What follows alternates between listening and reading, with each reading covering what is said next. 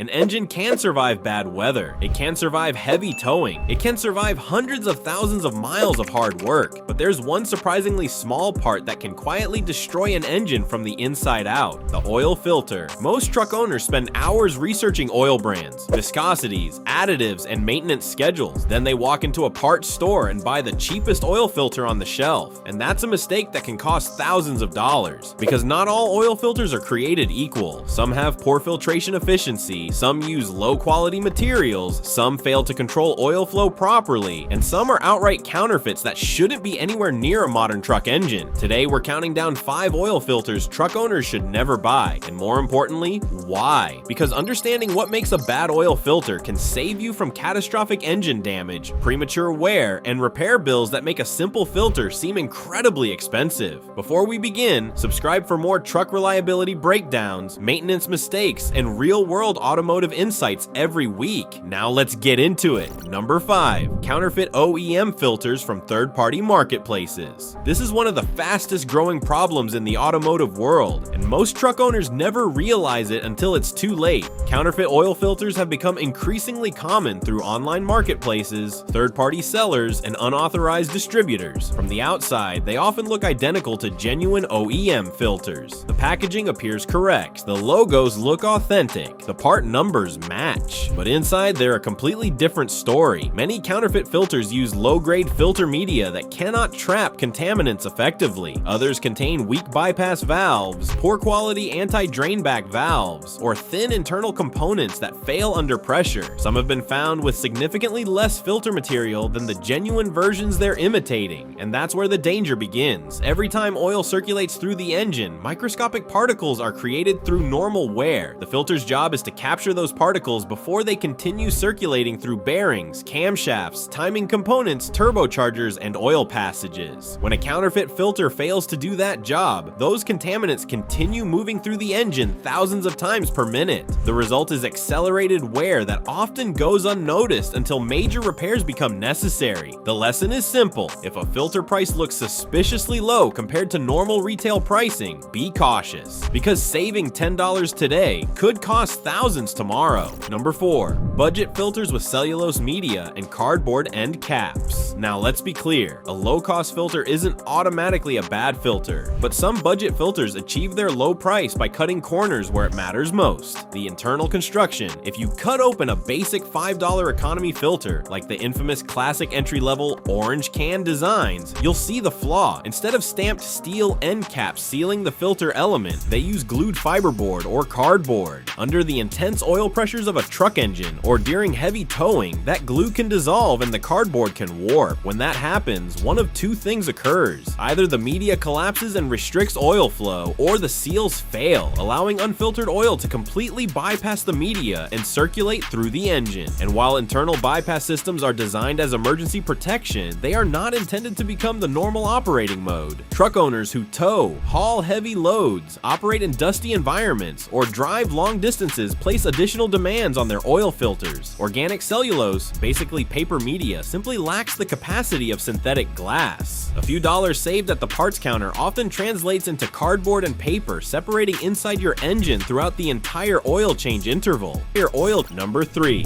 Filters built with black nitrile rubber anti-drainback valves. This component rarely receives attention, yet it can dramatically affect engine wear. The anti-drainback valve prevents oil from draining out of the filter and upper engine passages when the engine is shut off. Without it, oil can flow back into the crankcase while the vehicle sits. The next time the engine starts, critical components may operate briefly without adequate lubrication. Those few seconds matter, because the majority of engine wear occurs during startup, especially cold starts. A high-quality anti-drainback valve is usually made from orange silicone, which stays flexible up to 400 degrees Fahrenheit, 180 degrees Celsius. Many cheaper filters use lower-grade black nitrile rubber compounds that harden, crack, or lose effectiveness over time from engine heat. When that happens, the filter empties while the truck sits, and every startup becomes a dry start. Over weeks, months, and years, those repeated dry starts create measurable wear on camshafts, lifters, timing components, and bearings.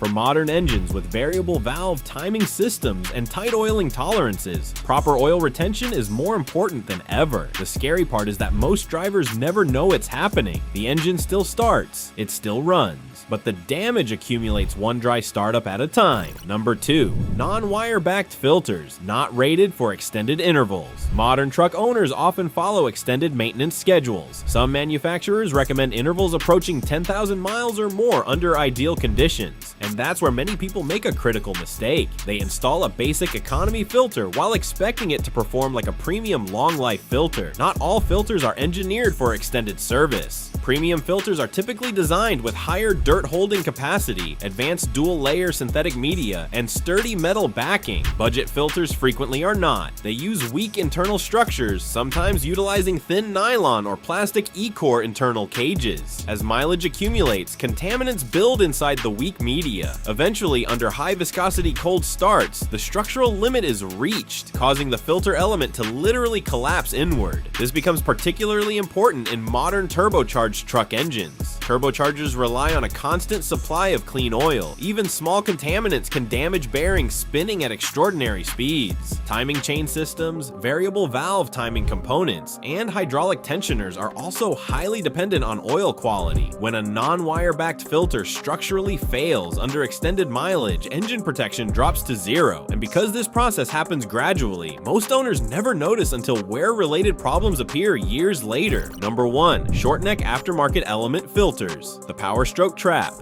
This is the mistake that tops the list, because it combines all the risks we've already discussed into an instant mechanical nightmare. Some filters may physically look like they fit your engine canister housing, but that doesn't mean they operate correctly. Consider heavy-duty diesel engines like the Ford 6.0-liter and 6.4-liter Power Strokes. Their oil filter housings feature a patented spring-loaded drainback standpipe valve. If you buy a cheap aftermarket element that is even 2 millimeters too short or features an incorrect end cap design, it will fail to physically depress that standpipe valve. Installing an incorrect filter like this creates immediate catastrophic problems. The drain valve remains open, allowing engine oil to continuously pour straight back into the oil pan before it ever reaches the engine bearings. Your oil pressure drops, the valve train begins to starve, and your turbocharger bearings can seize. And while the filter appeared to fit perfectly inside the housing, your lubrication system has been fundamentally compromised. This problem is especially common among owners who substitute filters based solely on application lookalikes or cheap catalog matches. Just because a filter cartridge fits inside the cap doesn't mean it belongs there. Truck manufacturers spend thousands of engineering hours developing strict physical specifications for a reason. Ignoring those specifications to save a few dollars on a cheap aftermarket filter is rarely worth the risk. When you look at all 5 of these mistakes together, a pattern emerges. The worst oil filters aren't necessarily the cheapest, and the best oil filters aren't always the most expensive. The real difference comes down to quality. Quality materials, quality engineering, quality filtration, and quality manufacturing standards. Every truck owner wants an engine that lasts 200,000 miles, 300,000 miles, maybe even 500,000 miles or more. But longevity isn't achieved through major decisions alone. It's built through hundreds of small decisions repeated over years of ownership, and one of those decisions happens every time you change your oil. Because the filter standing between your engine and harmful contaminants may cost only a few dollars, but the engine it's protecting could cost $10,000 or more to replace. So here's the question: what oil filter brand has given you the best or worst experience in your truck, and would you trust it for another 100,000 miles? Let us know in the comments. And if you enjoyed this breakdown, don't forget to like, subscribe, and hit that notification bell for more truck maintenance warnings and automotive deep dives. Thanks for watching, and we'll see you in the next one.